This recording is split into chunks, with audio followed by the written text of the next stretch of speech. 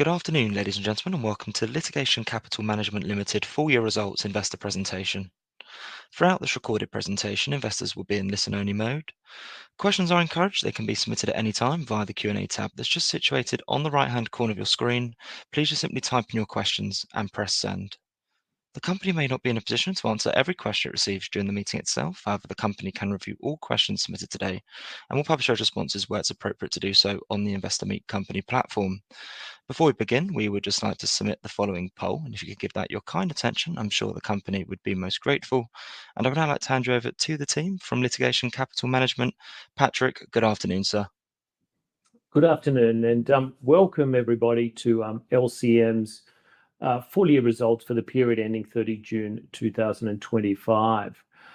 My name is Patrick Maloney. I'm the CEO. I'm joined by David Collins, our CFO. And I think the way we will deal with this presentation is we will move relatively swiftly through the presentation section because we are cognizant of the fact that there's probably quite a few questions that investors have, and we will endeavour to canvass as many of those questions as we can. And I want to start off by recognising that it has been a disappointing period for LCM. We've had unprecedented losses of investments or cases that we haven't invested in during the 12-month period ending 30 June and indeed beyond that period. As investors know, LCM has enjoyed a very strong track record in terms of investing in disputes, and we will touch upon what that track record looks like at the 14-year mark. Post-period end, we've moved to terminate our investment in the Gladstone class action. And this is really the first step in terms of LCM focusing more closely upon active case management and really managing these investments with much closer attention and bigger than what we have done in the past. The adverse outcomes obviously has a financial impact upon LCM's balance sheet and not only its performance. If we look back across those resolutions, the unsuccessful investments that we've made, I think the part of LCM's business which is managing these investments very closely requires some immediate attention, and that is something that we are very focused on moving forward. So we really have consolidated LCM's resources. We'll touch upon the fact that we have downsized our team so that we can very much focus upon managing the existing portfolio through to a profitable conclusion without any distraction relating to entering into new investments and or canvassing the market and seeking to identify new investment opportunities. In terms of lessons learned, I think the largest one of those lessons is to focus upon actively managing these investments through to their conclusion. Secondly, we're really looking at the balance of the portfolio and ensuring that it's not attended with concentration risk. And we're seeking to move more quickly in respect of rectifying those investments, either through co-funding or exiting those investments where they're kind of feeling out of balance.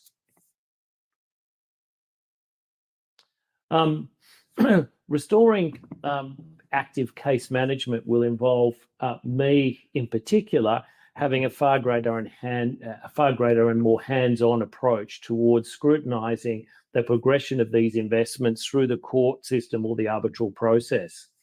We're going to move much more quickly in terms of identifying issues in respect of those and seeking to rectify those before we get to a position where we have to exit those investments. We're also going back and re-diligencing those investments that we've recently entered into to make sure that they really do continue to stack up against our criteria as they move through the process.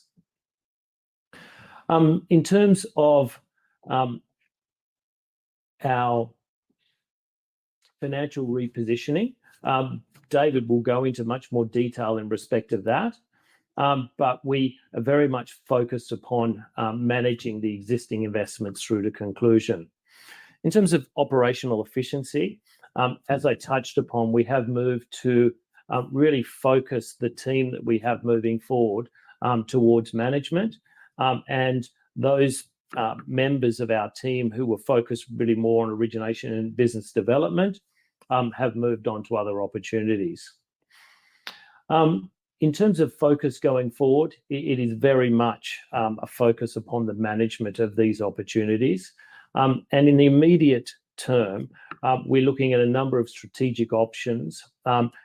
As we've announced more recently into the market, we have engaged Luminous Partners to assist us in respect of identifying opportunities. This was an endeavour that we had embarked upon much earlier in the year, but we were hampered by the investigation which was undertaken in Dubai in relation to both LCM and myself personally. In recent days, that investigation has come through to a conclusion, and any allegations that were made against LCM were dismissed entirely, including the ones made against myself. And that has really positioned us now that we can properly look at strategic alternatives together with Luminous. If I look at our long-term track record over the last 14 years, this really does highlight what an unusual pattern of performance that we have seen in the last 12 months. So if we look at all of the investments that we have concluded in the last 14 years, the metrics are there and they really are still showing pretty healthy and strong returns. I now move to the financials. Okay. Good afternoon, everybody. So I'm sure there's going to be lots of questions, so I will try to canter through the financials. I'm starting on slide 9. So we've done this in the past, just set out a summary of the investment activity in the period, because that then informs the P&L, balance sheet and cash flow. So in summary on the left, so 12 investments concluded in the period. That was 6 wins and 6 losses. In aggregate, that was a cumulative multiple of invested capital of 1.8 times on those realizations, and that generated 50 million Australian dollars of revenue for LCM. That result excludes 3 cases which lost and are under appeal. We have taken a new accounting approach to how we deal with cases that have lost at first instance and are under appeal. I'll come on to that in the P&L to talk you through, but there's write-downs related to those 3 cases. In the middle, new investments. So we added 13 new investments in the period with total commitments of 79 million Australian dollars. That's obviously down a lot on the prior year. It's a consequence of the losses that we experienced in the second half, meant we became much more focused on reducing balance sheet strain, and therefore we wrote less new business. On the right-hand side, so the balance sheet at the end of the period, so we've got 53 ongoing investments. 11 of those are funded by our balance sheet. And of those 11, there's 3 big ones. The others are relatively small. And the other 42 investments are co-funded by either Fund 1 or Fund 2. So if we move on to the P&L, so at the top, those 12 conclusions are what produced the net realized gain of 22.2 million Australian dollars, which you can see on the 4th line down. So the revenue, that 50 million, is the sum of the top 2. And if you divide by the cash invested into the cases, the 27.5, that's what gives you the 1.8x. And that produces 22.2 million of net realized gains in the period. Underneath that, in the next section down, we've got a large negative fair value movement of 100 million Australian dollars, and that's in 3 components. So the first component is minus 49 million. So when cases conclude, we remove the fair value asset that's on the balance sheet and replace it with the realized gain at the top of the P&L. One point to note is that 49 is bigger than the 22.2, because those cases that concluded were being held at 2.8 times cash invested prior to conclusion, but they realized at 1.8 times, which is a loss from a fair value perspective. The reason for that outcome is just we had much more losses than LCM has historically. So the business was still priced to deliver 3x, 4x type returns, but the large number of losses resulted in that larger negative. So that 49 million is the first negative component. And just note that number will always be negative because it's simply us removing the fair value asset and then replacing that with the actual result on the cases. The next line down is the fair value write down on cases that lost and are under appeal. Now there's 3 of those cases and 2 of them are captured in here. I'll come back to the third one a little bit later on. But that 44.5 million, so you can break that down into 2 components. First of all, the sort of what we used to do previously, which is where we would write them down to cost. So 29 million of that 44.5 million relates to what we would have done if we just held them at cost. Because we've had a number of these losses, we've decided to take a new approach. So we're now holding cases that lost and are under appeal within a range of 50 to 60% of cost. And so that extra piece, writing it down below cost, is around 15 million. So that's the sort of 2 components, if you like, of the 44.5. Then the final component of the minus 100 is the net fair value movement on all other cases. And again, in light of the adverse performance that we've experienced, we've taken another look at the fair value model and we've set it up to be more conservative, particularly from an expected profit and duration perspective to reflect our recent experience. And the net impact of that is a minus 6 million Australian dollars impact. So in aggregate, that produces 100 million net fair value movement adverse. Underneath that, you've got the litigation service revenue line. So some of you might remember that we account for almost all of our cases using fair value accounting, but there's 3 now left which aren't accounted for under fair value accounting. And the result of those cases is captured in this line. So the minus 5.5, this is that third case that lost and is under appeal. And that impact there is we've moved that one to 60% of cost. And so that's what that negative 5.5 is.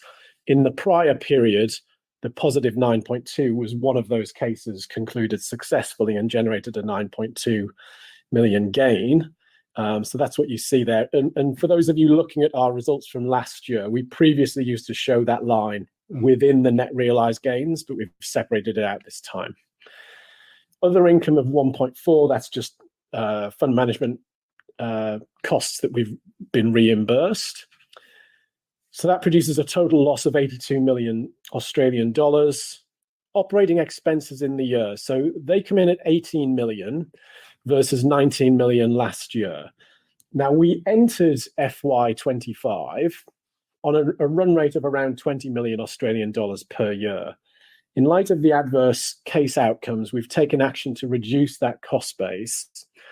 So we've reduced it to about half as the annual run rate. And so you will see the benefit of that flow through into FY26. One of the options that we're considering is moving to sort of a pure runoff model. And if we are to do that, we will reduce the OPEX even further, potentially halve it again. And that would be the scenario where we're focused on managing the investments to realize value for shareholders. And in that scenario, when we're not pursuing growth, we can significantly reduce the OPEX.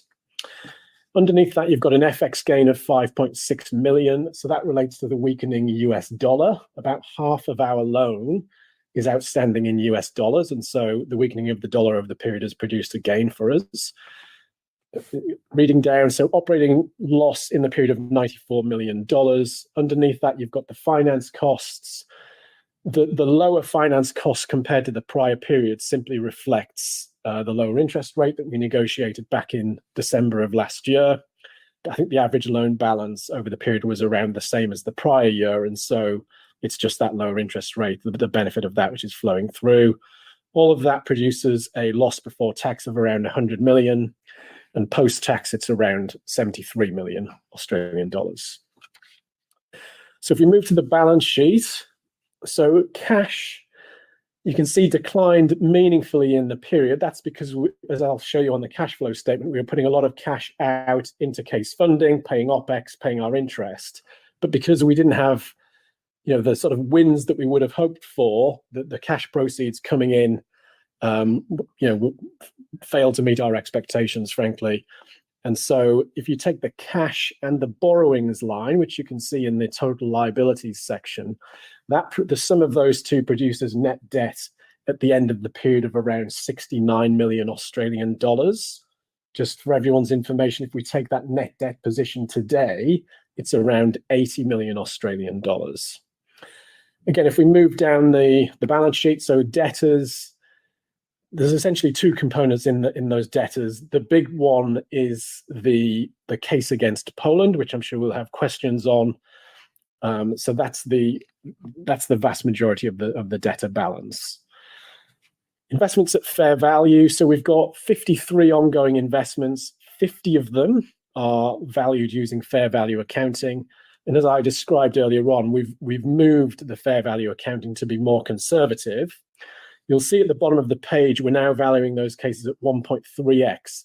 That's a big drop versus the 2.4x. And there's a number of reasons for that. First of all, it's the realizations. So remember, those cases that realized in the period were valued at 2.8x. And then you've also got, I guess, a lot of our cases now, the outstanding cases moving forward are very young. And we tend to hold those cases at 1x cash invested until there's evidence of real progress being made in each of those individual investments. So that's the investments at fair value. Then you have investments held at cost. So there's 3 of those cases there, which are held at cost. Remember, one of them is one of the cases that lost under appeal, and so that's been marked down. Probably worth flagging the Gladstone Ports case that we mentioned as a loss, highlighted as a loss post-period end. So that is in that balance there at 29.4 million Australian dollars. Just note that the total write-off on Gladstone was 30.8 because we incurred an extra 1.4 million post-period end. That forward. Oh, sorry. Should be on the balance sheet. Yeah. So covered there the assets. Deferred tax, so we've spoken about borrowings and the net debt. The deferred tax, you'll see liability, that's came down a lot. That's largely because of the significant reduction in the investments at fair value. So when we hold fair value expected profit against investments, we also hold on the liability side the expected tax. And just to be clear, that says deferred tax liability and tax payable. Unsurprisingly, given that we've had a large loss, there is no outstanding tax payable as things stand today. All of that produces net assets in the period of 114 million Australian dollars. That's around 50 pence per share. And then if I was to update that for the Gladstone loss, that would fall to around 41 pence per share. I think some of you may be interested in also the case that we've announced earlier today, which I'm sure we will also talk about. If we were to adjust for that, net assets per share is probably going to be in the 25 to 30 pence per share range. Just move on to the cash flow statement on slide 12. So again, you can see the decline in the cash that I spoke about on the balance sheet from 53 million at the beginning of the year to 8.9 at the end of the year. You can see that is as a consequence of the cash generated from concluded investments being down compared to the prior year. But then also, as we've scaled the business, a lot of cash was put into case investments, the 59.8 during the period. You'll also see operating expenses and net finance costs. There is very marginal differences between those two lines in the cash flow statement versus the P&L.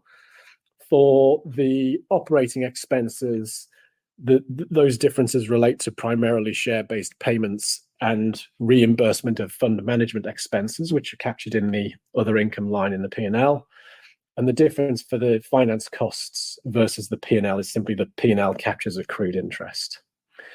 Underneath that, you'll see the cost of the 8 million Australian dollars for the dividend that was declared at the end of last year that was paid this year, plus the completion of the share buyback. And then we've drawn down somewhat more on the facility in the year. So all of that, again, produces, call it 69 million Australian dollars of net debt at the end of the period, which is around 80 million today.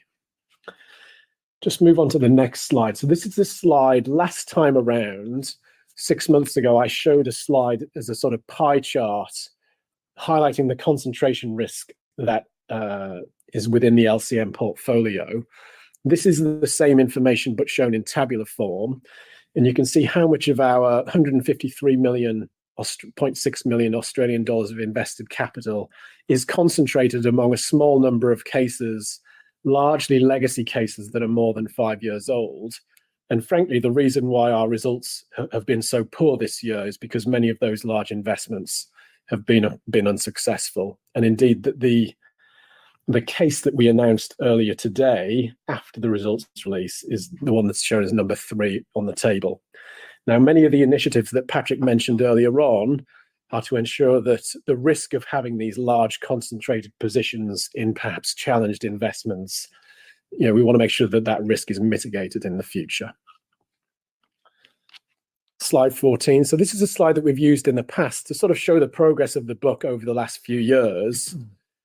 Given that our focus is now on managing existing investments, essentially runoff, and we aim to use the proceeds of successful investments to pay down the debt, we expect new commitments in the near term to be modest, and that should then flow through with committed capital and the invested capital also trending downwards over time. So I'll finish there and hand back to Patrick.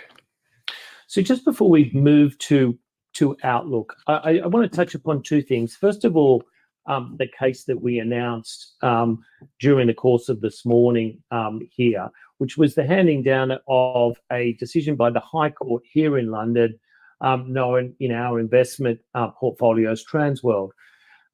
Now, that is the outcome, or the unsuccessful outcome for our funded party, came as a surprise to us. And it came as a surprise to us, particularly in circumstances where we had put an enormous amount of focus in undertaking a really rigorous due diligence process of this particular investment as it came up for its hearing.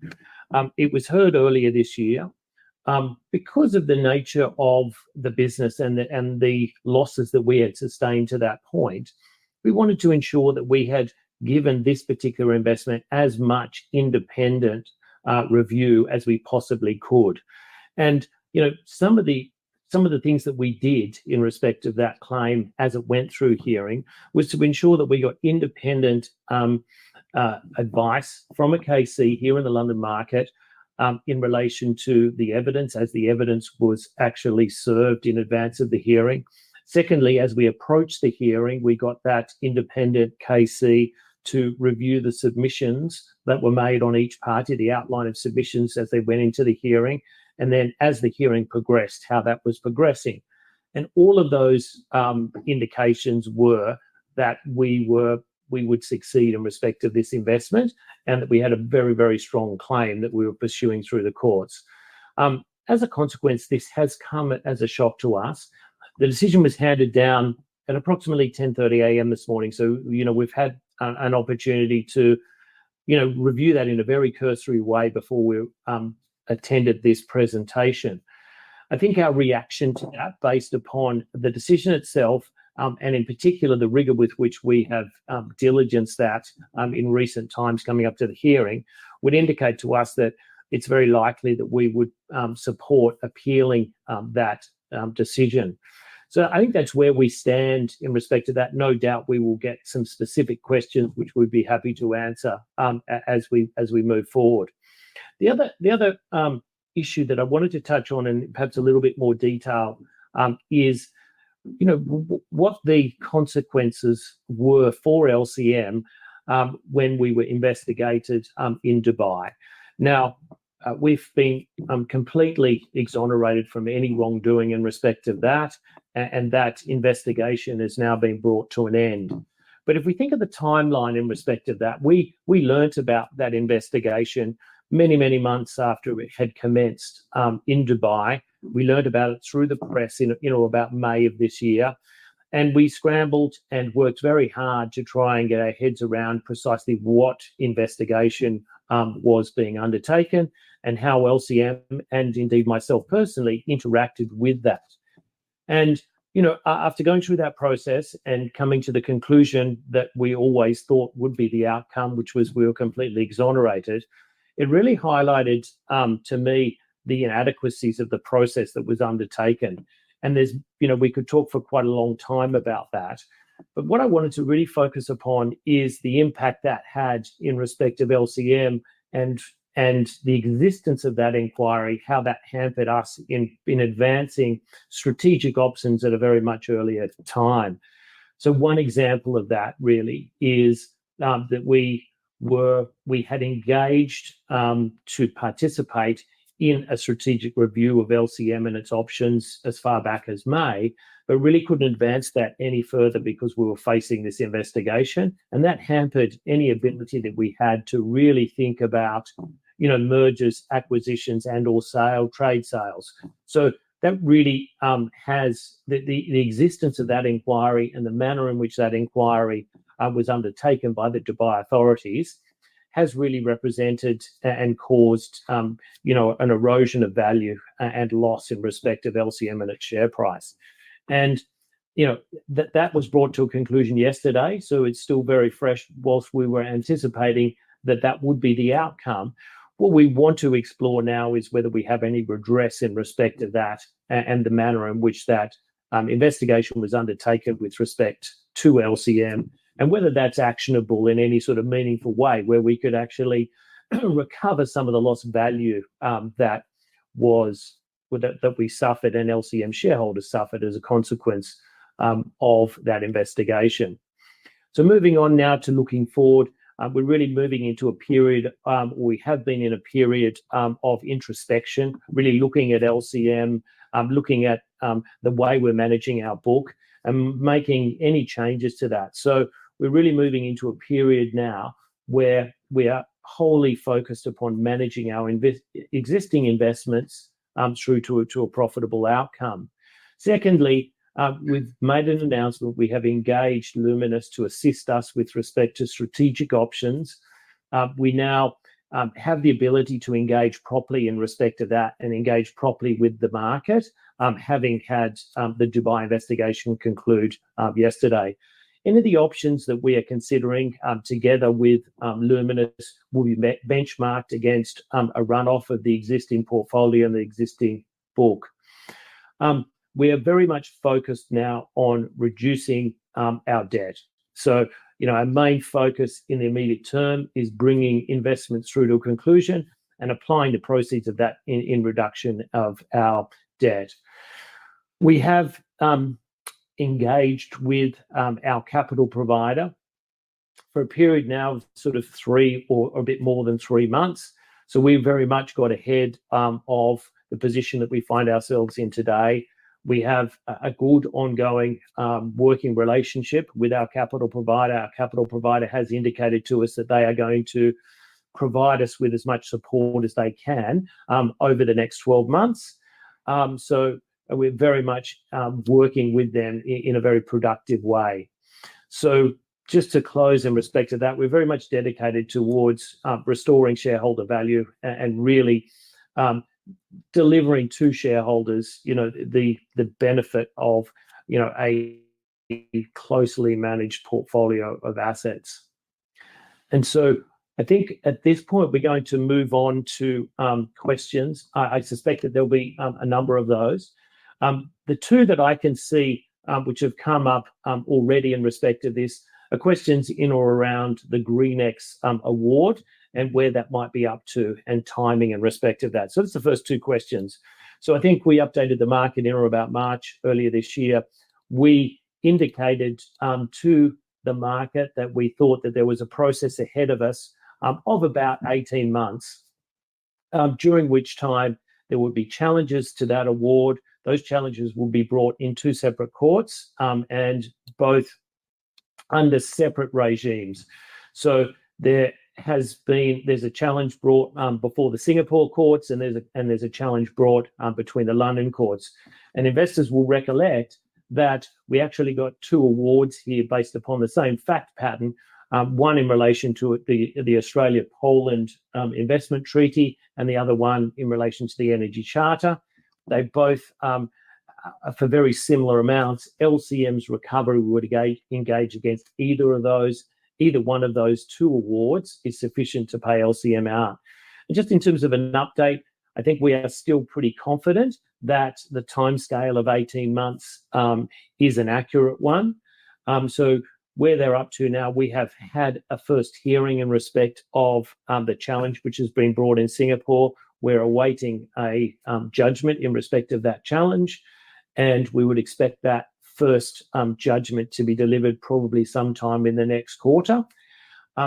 Under Singapore law and in that jurisdiction, there's a second right for an appeal, and we would expect that to move pretty quickly and move through to not only hearing but an award early next year. So we're still sort of within that time frame that we expected it would take. In respect of the challenge which is being brought in the London market, or the London courts, it's moving much slower. So there's a hearing date allocated in respect of that for October of next year. And then we would expect a period where the court would consider its position to deliver a judgment.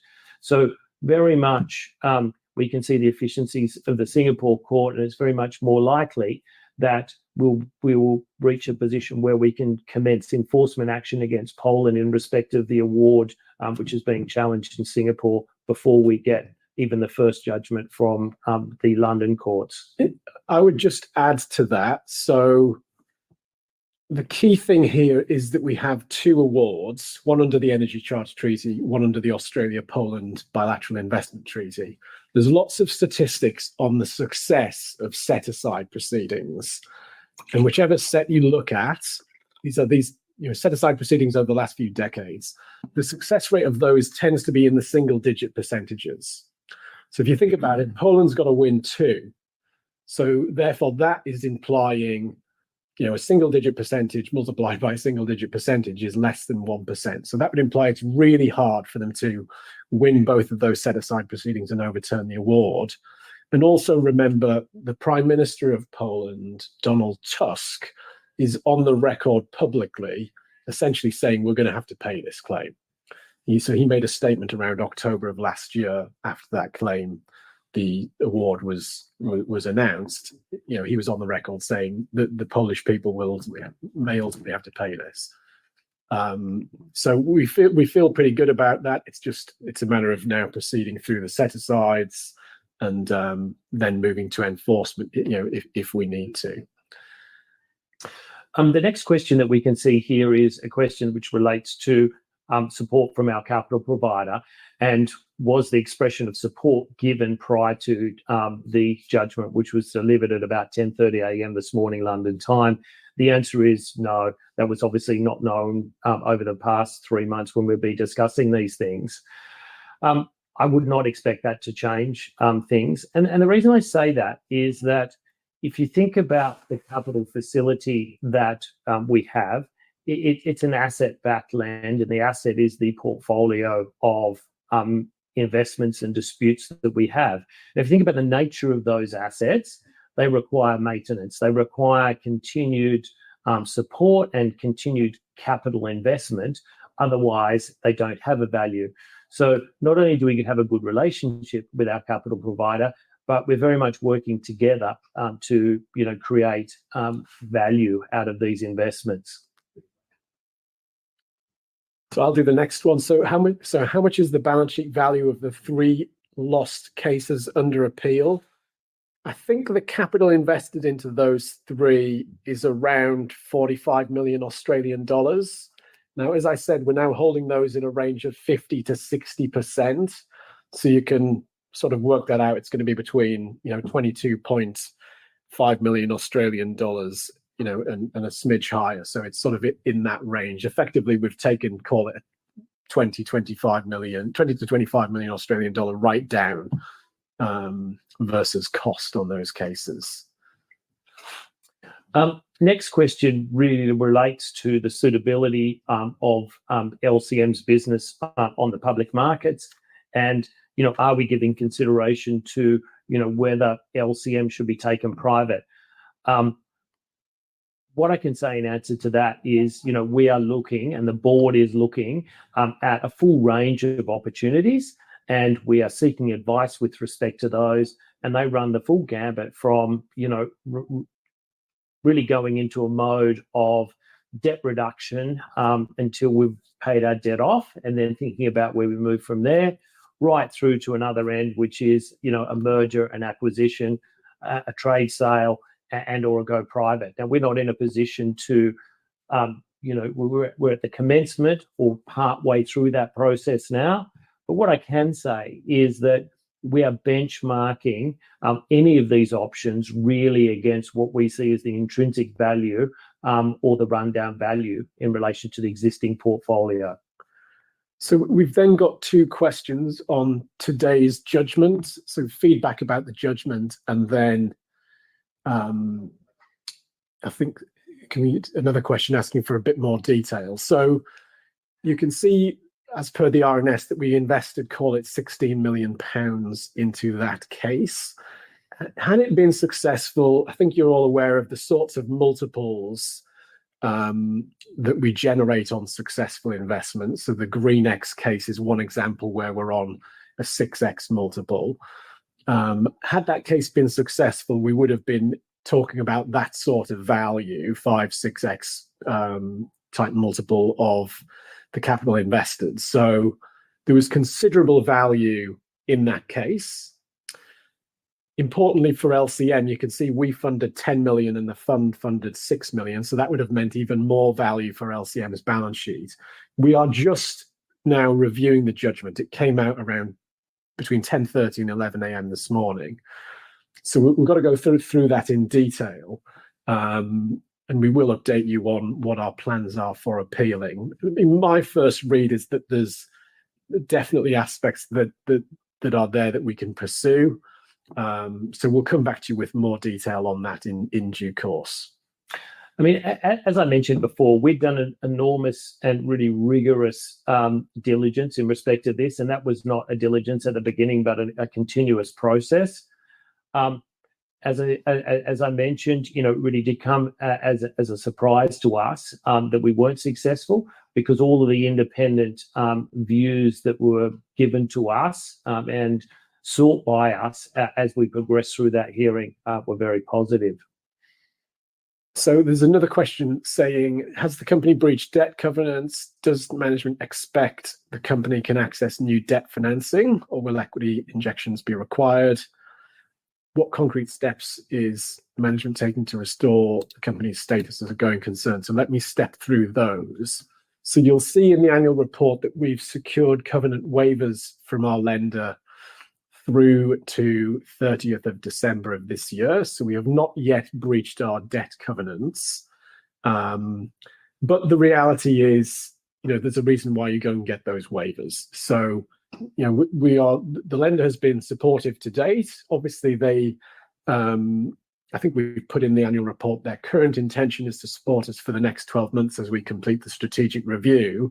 But obviously, they have the right to change their mind at any point in time. So we'll be working with the lender closely over the coming weeks and months. Does management expect new debt financing, or will equity injections be required? So we are looking at strategic options that could include, refinancing as part of that, and also, equity injections. I wouldn't take that off the table at this stage. Clearly, you've all seen the results that we've published, and all options need to be kept on the table. In terms of the concrete steps that management is taking to restore the company's status as a going concern. So again, we're looking at those strategic transactions, but we're also doing, I think, the right internal things, significantly reducing the OPEX, and also there's other options that we will look at as well in terms of reducing future balance sheet strain. And the next question is, are we in a position where we can revert back to the previous accounting standard? and David will be able to answer this with more authority than me, but a couple of observations that I would make is all of the listed peers apply the same accounting standard. I think, it's really a question of not, a matter of choice, but it is what is the appropriate standard to be applying to a business like this. Yes, so I'll answer this question very honestly. So the decision to move to fair value accounting was taken before I joined the company. My view is LCM had the high ground previously by not using fair value accounting. Anyway, so we're now on fair value accounting, and it's probably difficult to go back. But I would say if you look in the balance sheet, we highlighted on that slide that cases are valued at 1.3 times cash invested. Most of that fair value uplift relates to the case that we announced as a loss at first instance today. So if you take that out, essentially most of the other cases are now being valued at or around cost in aggregate. That in part reflects the fact that the remaining cases are relatively young, and so they're not that far progressed. But essentially, by setting the thing up more conservatively, we're now close to where the fair value is similar to the cash invested. So that sort of uncertainty, if you like, and that perhaps that premium, which may be somewhat at risk, has essentially been taken out. So I think what we've done on the fair value positions it much more conservatively for shareholders. The next question relates to adverse cost risk and cover by ATE insurance. And the question is, what does that mean? So I'll try and explain that as simply as I can. In most of the jurisdictions in which we invest in disputes, the successful party is entitled to what's called a costs order, which is a way that they can recover a portion of the legal fees that they had incurred in defending the claim that was funded by our funded party. Now, that risk is something that we typically lay off through a policy of ATE insurance, which is after the event insurance. And most of the cases that we would fund would be, the adverse cost risk would be covered by ATE insurance. Yeah, so next question is around, would shareholder value be best realized by runoff, by being part of a larger litigation finance company, or by refocusing on the business? Look, I would just say clearly where we are, all options remain on the table. And so, we will look, we've got various discussions underway, but we would look at essentially all options. The next question says, given the current win-loss ratio, does management see 2x MOIC as sufficient to cover losses, operating costs and overhead, or is the target to increase the average MOIC closer to 3x? All I would say there is the business is priced exactly the same as it's been priced probably for the last 10, 15, 20, 15 years, in that a lot of our business, if it's successful, we will win 3x, 4x, 5x plus. The problem has just been the losses. It's, the business is there and it's priced appropriately. I mean, if you look at the wins, the cumulative wins in the period, so we said 6 wins, 6 losses, and in aggregate, they produced a 1.8x average result. Those 6 wins, I think, delivered an average MOIC of over 5x. So again, if you win, and the business, all of the in-force business, it's priced for those higher multiples. The problem has just been this run of losses.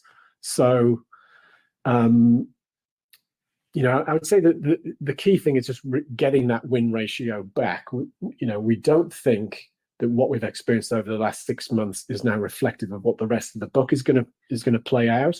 In reality, over the last 6 to 9 months, we've had a lot of these legacy cases which have came through, and my sort of view as relative newcomer to this sector is that when you have these sort of legacy investments, they're often problematic. You've had to put more capital into them for a reason. Now, a lot of those have sort of washed through. We are appealing some of them, but a lot of that wood has been chopped effectively. If you look at the concentration risk slide, you'll see that we're moving towards a point where there is less concentration. We're not fully there yet. There's a few more to go. But hopefully that sort of gives you a feel in responding to that question. Next question is, what does the future of LCM look like? And I think really the answer to that needs to be broken down.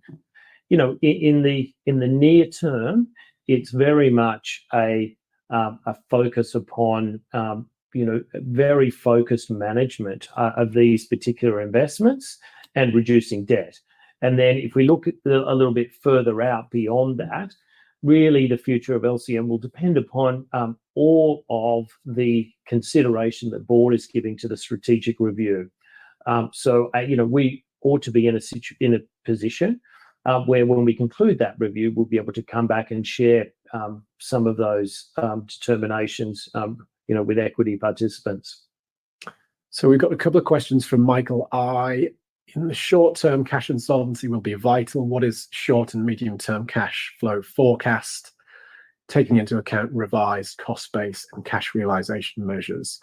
So the hardest thing in this business is predicting cash flow, because it's entirely based on, we only get cash in when we win, right? So we don't have management fees or anything like that other investment managers have. We only get cash in when cases conclude successfully. So we can look at our expectation of case conclusions, and we have had significant conclusions over the last 6 to 9 months. It's just that the results have gone the wrong way.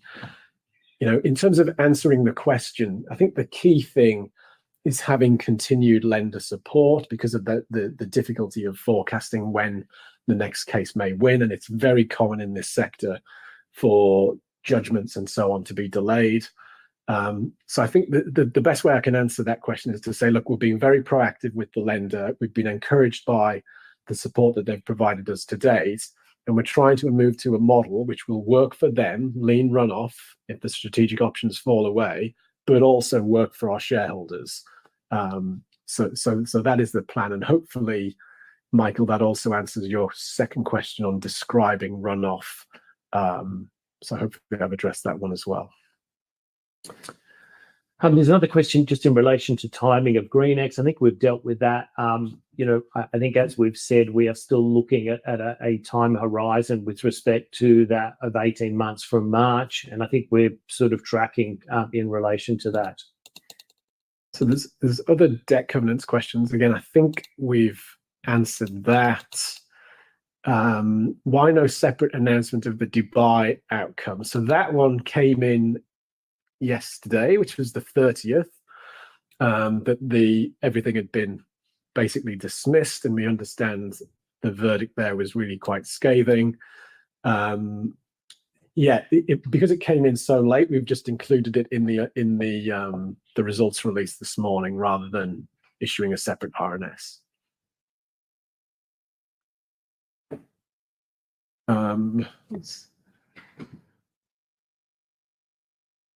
Okay, so there's a question on why Luminous, an Australian firm, rather than a recognised European specialist advisor. I think in the first instance, we need to recognise the fact that we are an Australian public company. So, we are subject to Australian corporations law regulation. So it's natural for us to seek an advisor who's very familiar with transactions in the Australian market and pursuant to our Australian Corporations Act. Now, there's no doubt, depending upon the nature of a transaction that we might do, it would involve us seeking advice, probably here in the London market. So I don't think we've combined ourselves to Luminous in Australia, but I think it's important that we recognise the fact that we would be subject to Australian law.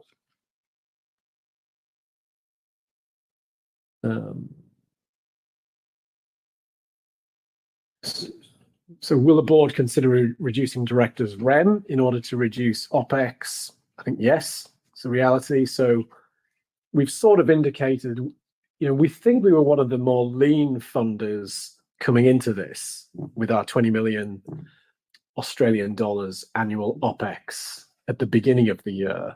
If you think about what we're saying, that's potentially falling to, call it, 5 million. So we are being, very disciplined to try and reduce costs for shareholders. And if that means compensation for directors being reduced, then yeah, that's absolutely on the table. The next one is, do we have visibility on the balance sheet you'll take between terminating existing cases and continuing to fund? I think that's something that we are continuing to look at. We're continuing to monitor.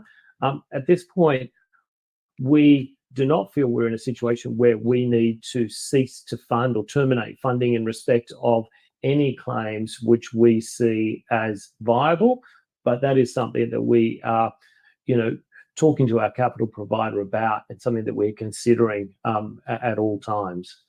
So there's a question from Max on what are your thoughts on the timing of the 88 million Australian dollars due from the resolution of investments? So Max, that's in the consolidated balance sheet. So what I've put up the slides, those are the LCM only balance sheet. We're required, because we've got external funds, we're required to consolidate the external funds into the consolidated balance sheet that you find in our financial statements. That 88 million, if we put it onto an LCM only basis, the LCM share of that is 30, of which the vast majority of it is that Green X debtor.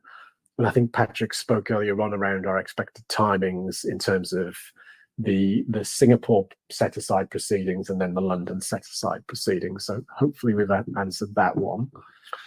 The next question is a delisting part of the options that are being considered? So a take private. I think we've touched upon this before in respect of the strategic review that we are undertaking. I think all options are on the table, and we are measuring all of those options, against the benchmark of, what do we see as the value of the portfolio, the intrinsic value of the portfolio on a run-off basis.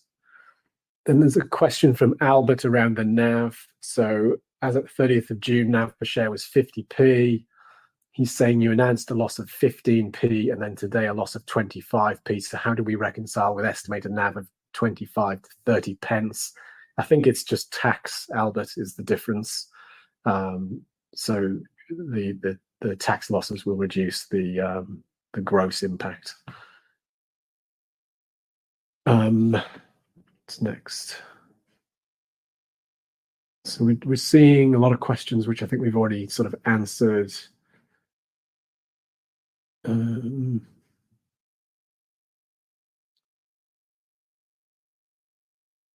Question from Edward on the LPs. So do you think that LPs to Fund 1 and Fund 2 will pay their cash commitments when called upon to do so?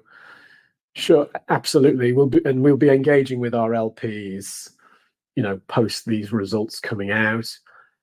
The performance for LPs has been considerably better, unfortunately, than it has been for shareholders. And that's largely because shareholders have borne the old balance sheet cases where we've had a few issues, and then also much more concentration risk. And that's been mitigated for LPs, because for LPs, there's a limit such that we can't invest more than 5% of their capital into any one case. So if you look at the performance of Fund 1, even in light of recent outcomes, it still stacks up pretty well. I think we believe we can deliver to Fund 1 LPs, even in light of recent losses, something like a 1.5x return, which is in line with what was the initial objective of the fund when the fund was first launched in 2020. So it's very important for us to manage all of our key external stakeholder relationships, and we'll be engaging proactively with LPs, in the coming weeks. But we have good relationships there, and so we expect that they will, absolutely continue to meet their commitments. Next question relates to a Fund 3, and what are our thoughts around a Fund 3? As equity investors would be aware, coming up to sort of June of this year, we were positioning ourselves to do a first close in respect of Fund 3. We had done a number of roadshows in respect of that, and we were positioning to do that. The reason why we were unable to effect a first close in relation to that was not through lack of demand. It was really the intervention of the Dubai investigation, which made it very, very difficult, if not impossible, under those circumstances, to really do any sort of close or any capital until that was finally resolved. Now, it was resolved late yesterday. Now, I think, as we have said, we are wholly focused upon, close and focused management of the existing portfolio and paying down debt. And once we, achieve and strike a sensible balance, we'll then consider whether Fund 3 is the appropriate way to move forward. And it will obviously bear upon the strategic analysis that we're undertaking. So there's a question from NW. What is the rundown value as of today that you are benchmarking every option against? I would say that we're not going to put a number out there. We have a view internally, but our performance over the last 6 months has been rubbish, and I don't think anybody would really put much value on a number if we put it out there. The key thing for LCM is to get back to actually doing what it used to do in the 13 years prior to 12 months ago. So rather than put a number out there, if it's okay, we're going to focus on, hopefully converting existing investments into wins, and sort of getting our credibility back with investors that way.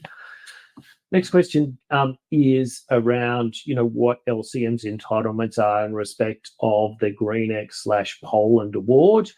As we know, we were sort of working towards positioning ourselves to enforce those favourable awards. There's two aspects to that. Obviously, there's a fund component of that, and then there's an LCM component of that award.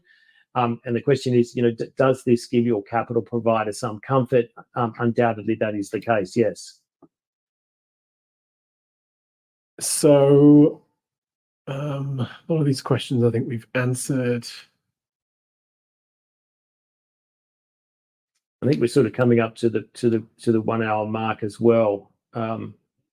So I think what we will do is endeavour to respond to as many of these as we can afterwards.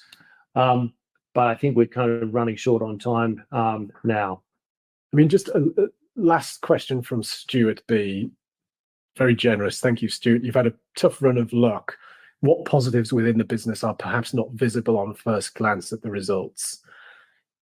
I would just the judgment that we announced today, which is trash the share price, we are going to review that overnight, and you will hear more from us on that. That's all I would say. There's potentially a lot of value on that, and there's one key aspect of that judgment which we have been totally surprised by. But a lot of the other aspects of that judgment, which relate to the potential value had we been successful, we cleared the hurdles on those. So I would just say you can expect to hear more from us once you've had the full chance to digest that judgment and also run through with the lawyers what the best strategy may be from here.